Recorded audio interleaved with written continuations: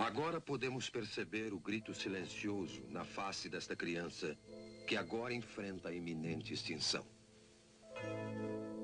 O grito silencioso.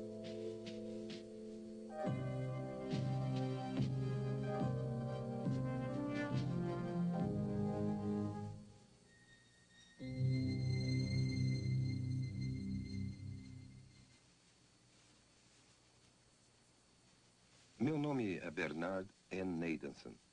Sou um médico e também obstetra e ginecologista. E acho que tenho alguma experiência em matéria de abortos.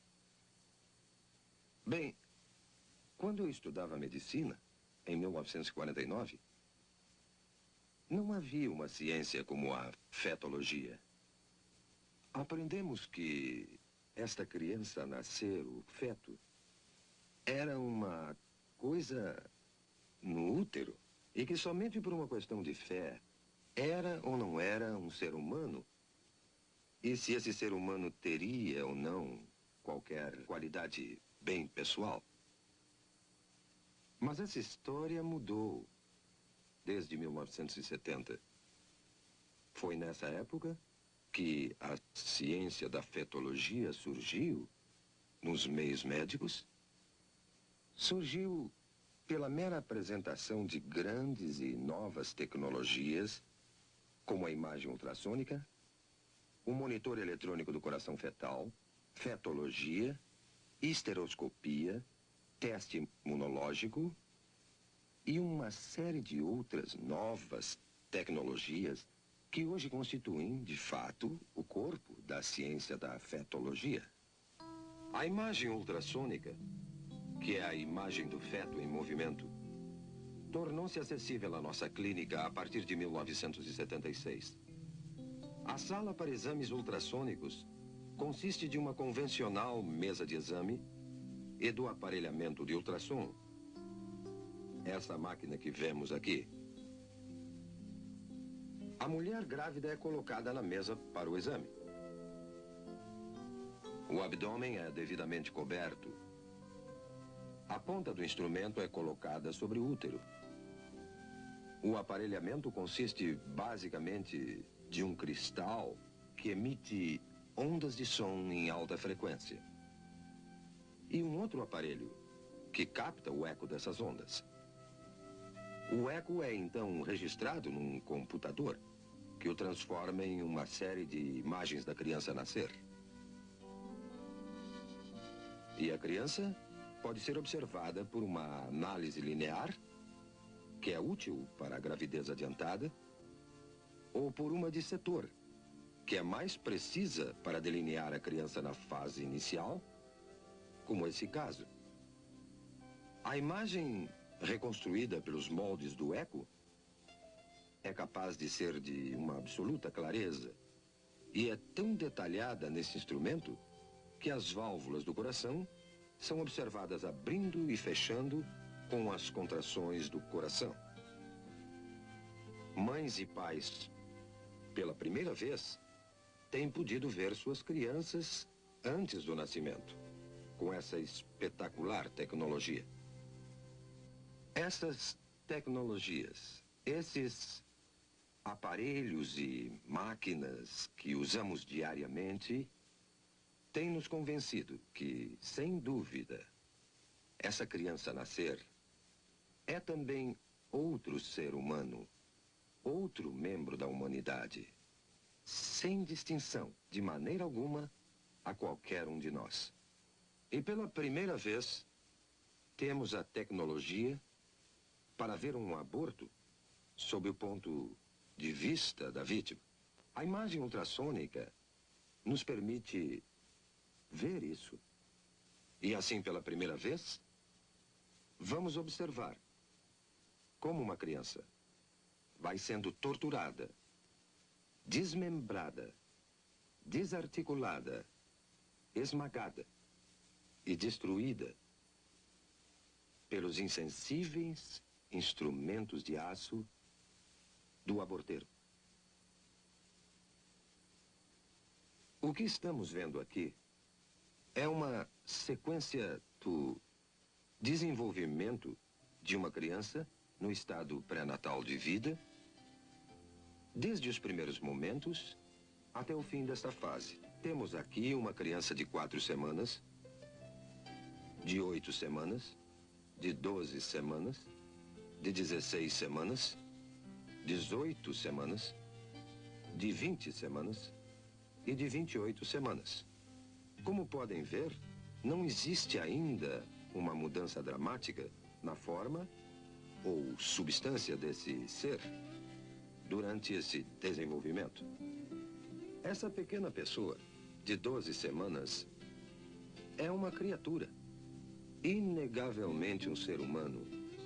Já tem ondas cerebrais desde 6 semanas, seu coração está funcionando há 8 semanas, e todo o resto das funções humanas são exatamente como as nossas. Agora, esse livro, Obstétrica de Williams, 16ª edição de 1980, é um livro de estudo usado em todas as escolas de medicina nos Estados Unidos. O prefácio desse livro, publicado em 1980, nos diz o seguinte: felizmente entramos numa era que o feto pode ser já considerado e tratado como nosso segundo cliente. Quem poderia sonhar, mesmo há alguns anos, que poderíamos atender um feto como médico? As tradicionais éticas médicas e conceitos nos dizem que não devemos destruir nossos clientes e nós juramos preservar suas vidas. Agora veremos como o aborto age no nosso segundo cliente. Temos então uma criança de 12 semanas no útero, o útero sendo esse músculo em redor da criança. Quando o aborteiro inicia o processo, primeiro coloca esse instrumento, conhecido como espéculo, na vagina da mulher. E em seguida abre a fim de avistar o colo uterino aqui.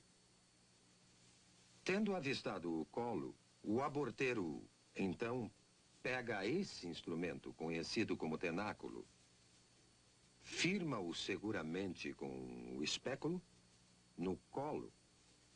Desta maneira, grampeia bem o tenáculo para firmá-lo melhor ao colo do útero. Outro instrumento que é posto em ação é chamado sonda. Esse instrumento é colocado dentro do útero, depois retirado, para o aborteiro determinar exato a profundidade e o tamanho do útero. Depois, esse grupo de dilatadores, esses metálicos, curvos instrumentos, são usados para fazer a dilatação do colo, a fim de aplicar finalmente os mencionados instrumentos de aborto. O aborteiro primeiro introduz o mais fino desses instrumentos dentro do colo, a fim de dilatá-lo, girando o instrumento para uma parte mais larga, introduz essa ponta e vai então trabalhando através das várias graduações que aumentam o tamanho final do instrumento dilatador. Depois, passa a usar um instrumento conhecido como aparelho de sucção, o qual está sendo retirado de um recipiente esterilizado para seu uso. E então, isso será inserido no colo dilatado até chegar ao útero, para então perfurar o saco que cobre a criança, esvaziando do fluido que a cerca. O instrumento é posto em direto contato com a criança numa pressão aproximada a 55 milímetros de mercúrio, aplicada na ponta desse instrumento, que está ligada a um longo tubo grosso de sucção e a instrumentação abortiva, que é o aparelhamento do outro lado. A ponta de sucção começará a destruição da criança. Pedaços do corpo são separados um por um, até ficar somente fragmentos do corpo e a cabeça. A cabeça é grande demais para passar pela tubulação. Para isso é necessária a aplicação de outro instrumento, chamado pinça de pólipo, dentro do útero, através do colo já dilatado. E o aborteiro, então, terá que pegar a cabeça da criança, que flutua livre dentro do útero, entre os anéis desse instrumento. A cabeça é, então, dilacerada e seus pedaços removidos com seus respectivos ossos. E o aborto, então, estará concluído. Já vimos como uma criança de 12 semanas aparece na tela ultrassônica. Também vimos a mecânica, todas as fases do aborto de 12 semanas. Agora, pela primeira vez, veremos um filme feito com a verdadeira imagem ultrassônica de um aborto de 12 semanas. Não se esqueça que não é um caso fora do comum, um aborto tardio. É um dos 4.000 casos de aborto feitos todos os dias nos Estados Unidos. Esse filme foi feito numa clínica de abortos. O médico que realizou o aborto foi um jovem que trabalhava em 2 diferentes clínicas de aborto ao mesmo tempo. Ele já havia feito mais de 10.000 abortos na sua vida. Quando lhe pediram para assistir uma exibição deste filme, ele ficou tão chocado do que ele fazia que saiu da sala por um momento. Voltou para ver o final, mas nunca mais fez outro aborto. A moça que manobrou a verdadeira câmera ultrassônica era uma feminista e a favor do aborto. Mas ela também ficou tão chocada pelo que viu nesta sessão de cinema que nunca mais quis discutir o assunto aborto. Mas vamos voltar ao filme em questão. Estamos observando um detalhe de uma verdadeira imagem ultrassônica de uma criança de 12 semanas. A criança está colocada nesta direção. Vocês estão vendo a cabeça da criança aqui, o corpo inteiro da criança aqui, e essa imagem é a mão da criança perto da boca. Olhando essa criança mais de perto, observamos o olho ou a órbita ocular aqui, o nariz da criança aqui, sua boca aqui, e até vemos o ventríloco do cérebro aqui. Esse é o fluido que enche os espaços do cérebro. Vemos o corpo da criança aqui, com as costelas em silhueta, e sua coluna vertebral atrás. Essa é uma área granulada de tecidos. Na parte superior, parece ser a placenta da criança. Podemos até distinguir aqui as coxas, as extremidades inferiores saindo do corpo, desta maneira. Agora, vamos à ação. Vemos o coração batendo no peito da criança. Suas batidas são de 140 por minuto aproximadamente. Agora, vemos a criança se movendo dentro do útero. E observamos várias mudanças de sua posição. Ela ainda está colocada desta maneira. E a boca está recebendo o polegar da criança. A criança está outra vez movendo-se calmamente no seu santuário. Agora, esta sombra que estamos vendo na parte inferior da tela é a ponta de sucção que foi deliberadamente colorida para que possamos distingui-la com mais clareza. Mas o aborteiro dilatou o colo e está inserindo a ponta de sucção que podemos observar se movimentando na tela. Podemos notar que a ponta de sucção, que está aqui, quando se move em direção à criança, ela recua do objeto e começa a produzir movimentos violentos e agitados. A criança se move com mais determinação. Sua posição muda constantemente. E ela retrocede mais uma vez aqui. A ponta de sucção ainda não tocou na criança. E mesmo assim, ela permanece agitada e movendo-se violentamente. A criança virou agora outra vez de perfil. E a ponta de sucção volta mais uma vez a aparecer na tela. A boca da criança está aberta, o que veremos mais uma vez em outro momento. Mas esta ponta de sucção, que vemos se movendo violentamente na parte inferior da tela, é um instrumento mortal, que eventualmente irá destruir a criança. É só depois que o saco é perfurado para a saída do líquido que a ponta do aparelho entrará em contato com a criança. Mas podemos observar a ponta movendo-se enquanto o aborteiro procura o corpo da criança.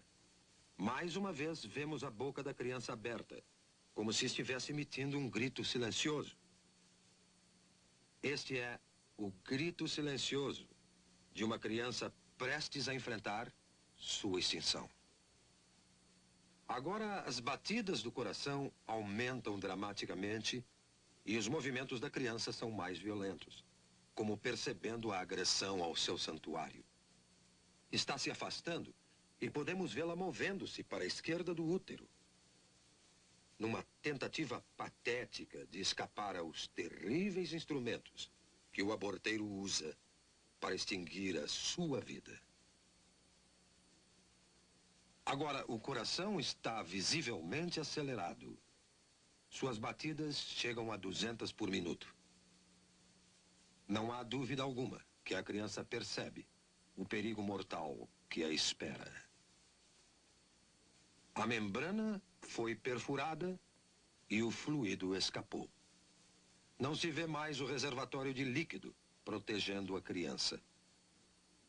Mas uma vez que o fluido saiu, a ponta do aparelho de sucção se firma no corpo da criança e a criança é puxada para baixo pela ponta de sucção do aborteiro com a pressão negativa aplicada e o corpo está sendo desmembrado sistematicamente e separado da cabeça. A cabeça está nesta direção aqui.